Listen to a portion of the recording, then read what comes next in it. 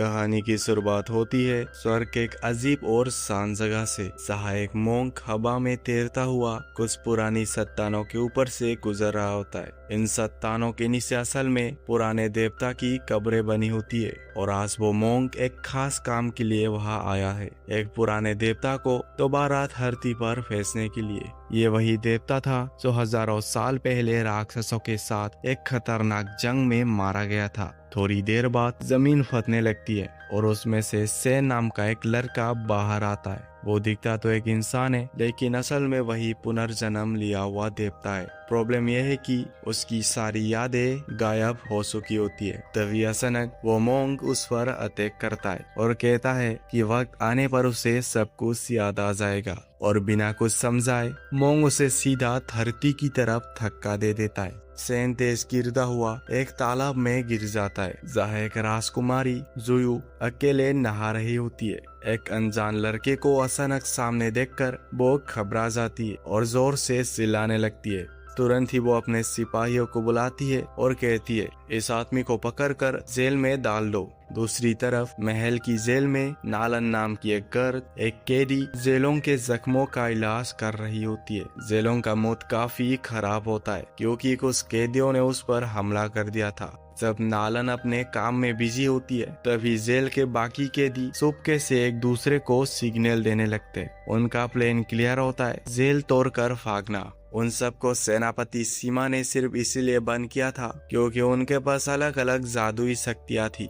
मौका देखते ही कैदियों ने अपने छुपाए हुए हथियार निकाले और बिना वार्निंग के गर्ज पर हमला बोल दिया। ये देखते ही नालन और जेलोंग ने अपने जान बचाने के लिए वहां से भागने का फैसला किया। भागते भागते वो लोग जेल के एक पुराने और सुनसान हिस्से में पहुंच गए। वहां की दीवारों पर अजीब तरह का मंत्र लिखे हुए कागज चिपकाए गए थे। जेलोंग को उन कागजों के बारे में कुछ समझ नहीं आया, इसलिए उसने क्यूरियोसिटी में कागज को हाथ लगा दिया। लेकिन जैसे ही उसने उसे छुआ, उसके हाथ में एक अजीब सी ऊर्जा फैलने लगी। ऐसा लग रहा था जैसे कोई उसकी शक्ति को खींच रहा हो। असल में वो जादुई सील्स थी जिन्हें खास तौर पर पावर को कंट्रोल और अब्सॉर्ब करने के लिए लगाया गया था। सिचुएशन खराब होती देख नालन ने बिना देर किए जेलों का हाथ जोर से खींच लिया, वरना उसकी सारी ताकत वही खत्म हो जाती।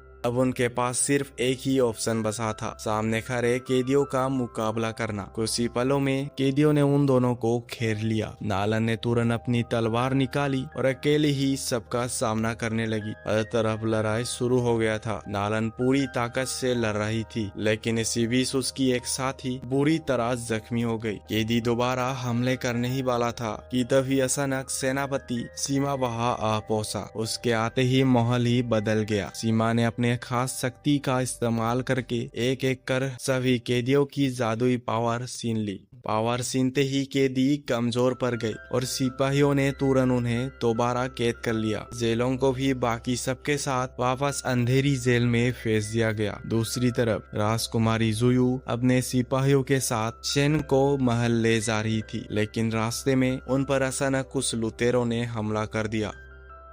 उनका असली निशाना राजकुमारी के पास रखा एक रहस्यमय जादुई धनुष था। शेन का हाथ बंधे हुए थे, फिर भी उसने राजकुमारी को बचाने के लिए हमलावरों से टक्कर लेना शुरू कर दिया। सबको हैरानी हो रही थी क्योंकि बिना आजाद हुए भी शेन एक के बाद एक दुश्मन को गिरा रहा था। फिर अचानक किसी तरह उसकी बेड़िया टूट गई और उसी पल वो जादुई धनुष हवा में उड़ता हुआ सीधा उसके हाथ में आ गया। जैसे ही शेन ने उस धनुष को पकड़ा, उसके अंदर एक अलग ही ताकत जाग उठी। उसने कुछ ही पलों में सारे लुटेरों को हरा दिया।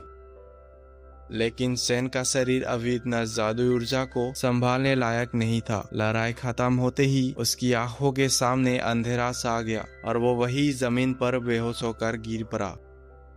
उसी शाम राजकुमारी जुयू से अपने साथ महल लेकर पहुंची। नालन ने पहले से ही महल में जुयू का इंतजार कर रही थी। जैसे ही जुयू वापस आया, नालन ने उसे पूछा कि वो इतने दिनों तक महल से क्यों दूर था। तब जुयू ने उसे एक रहस्यमय जादुई धनुष के बारे में बताया। क्योंकि वही धनुष राजा की जान बचाने की आखिरी उम्मीद था। इसी बीच सेन को भी होश आ गया। जैसे ही उसकी नजर नालन पर पड़ी, वो एक पल के लिए हैरान रह गया, क्योंकि नालन की शक्ल उसकी पुरानी प्रेमिका यूसिन से बिल्कुल मिलती थी। यूसिन हजारों साल पहले स्वर्ग से अचानक गायब हो गई थी और उस वक्त सेन राक्षसों के खिलाफ एक भयानक युद्ध लड़ रहा था।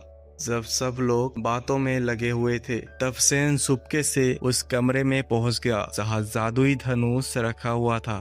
दूसरी तरफ जैसे ही जुयू को पता चला कि सेन गायब है, उसने तुरंत ही सिपाहियों को हुक्म दिया कि उसे ढूंढ कर कैद कर दिया जाए।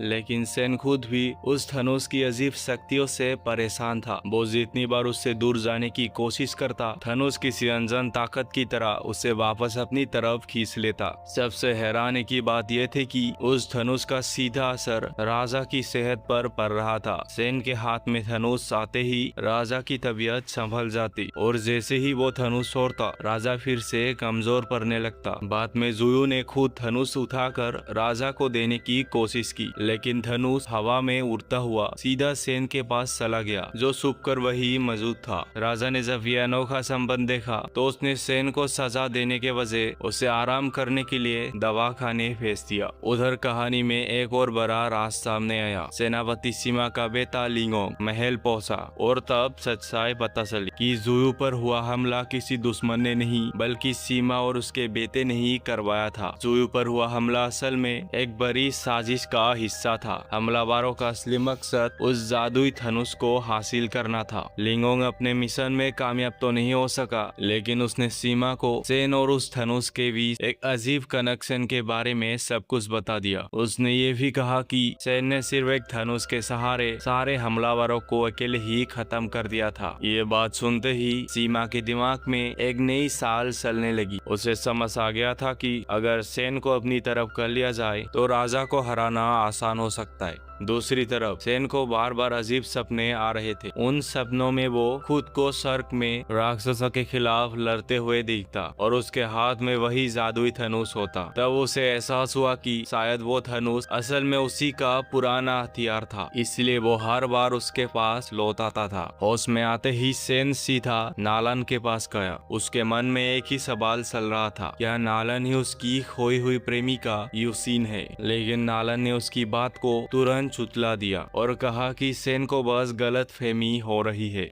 इसी दौरान लिंगोंग वहां आ पहुंचा। उसकी आहट सुनते ही नालन ने सेन को छुप जाने को कहा, क्योंकि सीमा ने फैसला कर लिया था कि नालन की शादी लिंगोंग से होगी। अगर लिंगोंग को सेन के बारे में पता चल जाता तो उसकी जान खतरे में पड़ सकता था। नालन खुद भी इस शादी से खुश नहीं थी, लेकिन सीमा के फैसले के सामने उसकी एक नहीं चल सकती थी। जैसे ही लिंगोंग वहां से गया, सेन ने नालन को बताया कि जुयू पर हमले करने वाला और कोई नहीं बल्कि लिंगोंग ही था। सेन ने उसकी आवाज और जूतों को पहचान लिया था, क्योंकि वो बिल्कुल उन हमलावरों जैसे थे जिनसे वो पहले लड़ चुका था। कुछ समय बाद महल के दरबार में अचानक हमलावरों ने राजा पर धावा बोल दिया। महल में अफरा तफरी मच गई, लेकिन उसी वक्त सीमा ने आकर राजा की जान बचा ली और सबके सामने खुद को वफादार साबित कर दिया।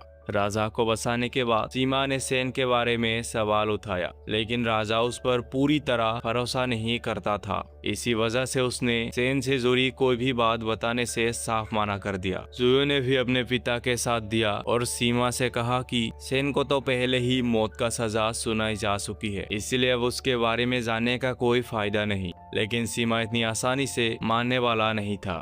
उसे यकीन था कि दोनों से सच छुपा रहा है, इसलिए उसने शाम को नालन को बुलाया और सेन के बारे में पूछताछ की। नालन ने भी सेन को बचाने के लिए शूद का सहारा लिया। सीमा उसकी बात मानकर वहां से चला गया, पर जाते वक्त उसने नालन को याद दिलाया कि उसे अपनी शादी की तैयारी करनी चाहिए। नालन के दिल में इस शादी को लेकर बिल्कुल खुश नहीं थी, लेकिन सीमा के सामने खड़े होकर उसका विरोध करने की हिम्मत उसमें नहीं थी। दूसरी तरफ जुयू ने चुपके से सेन को पकड़कर जेल में डाल दिया। पर सेन आसानी से हार मानने वालों में से नहीं था। थोड़ी ही देर में खुद को आजाद करने में कामयाब हो गया। आजाद होते ही सेन ने जुयो को ही अपना बंदी बना लिया। महल के सिपाही ये सब देखकर घबरा गए और तुरंत सीमा को खबर भेज दी। सीमा तो जैसे इसी मौके का इंतजार कर रहा था। वो बिना देरी किए सीधा जेल पहुंच गया और सेन को ऐसी खास कैद में बंद करने का हुक्म दिया जहां से बस कर निकलना लगभग नामुमकिन था। उसी अंधेरे कैद में सेन की मुलाकात जेलोंग से हुई। जेलोंग ने उसे देखते ही पहचान लिया, क्योंकि देवता और राक्षसों के बीच हुई पुरानी लड़ाई में वो भी स्वर्ग के सेना का हिस्सा रह चुका था। इसी वजह से वो सेन की असली पहचान और उसके राज को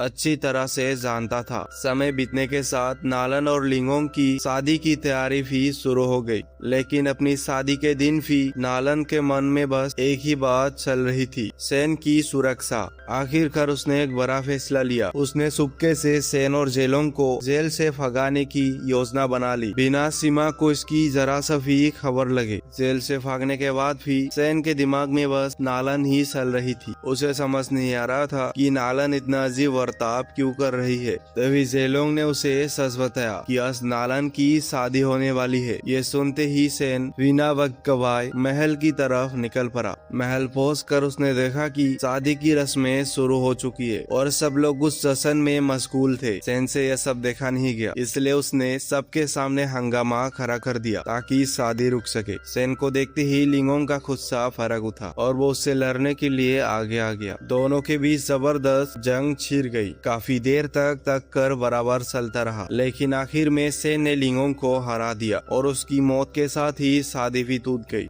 अगली सुबह नालन ने सेन और जेलोंग को एक पुरानी गुप्त किताब दिखाई जो सेनापति सीमा की थी। उस किताब में के ऐसे राज लिखे थे जिनके बारे में किसी को पता नहीं था। उन्हीं पन्नों से ये खुलासा हुआ कि सीमा अलग अलग लोगों की जादुई शक्तियां जमा करके खुद को सबसे ज्यादा ताकतवर बनाना चाहता था। इसी मकसद से वो उन लोगों को पकड़ता था जिनमें कोई खास ताकत होती थी। इसी दौरान सीमा शाही सलाहकार जीवानजू के पास पहुंचा। वो चाहता था कि जीवानजू अपनी शक्तियों से लिंगोंग को फिर से जिंदा कर दे। जीवानजू एक बहुत ही खतरनाक जादूगर था और वही सीमा को लोगों की ताकत चुराने के लिए फरका रहा था। लेकिन इस बार जीवानजू ने सीमा की मदद करने की वजह उसका ही काम तमाम कर दिया। कुछ देर बाद सेन, नालन और जेलोंग भी वहां आ गए। अब तक उन्हें जीवानजू की असली सच्चाई का पता चल चुका था। वो एक खास पूजा के जरिए शाही परिवार और बाकी लोगों की जादुई शक्तियां अपने अंदर समेटना चाहता था ताकि वो हमेशा के लिए अमर हो सके। तीनों ने मिलकर उसका सामना करने का फैसला किया, लेकिन जीवानजू की ताकत उन सब पर भारी पड़ गई। उसने आसानी से तीनों को हरा दिया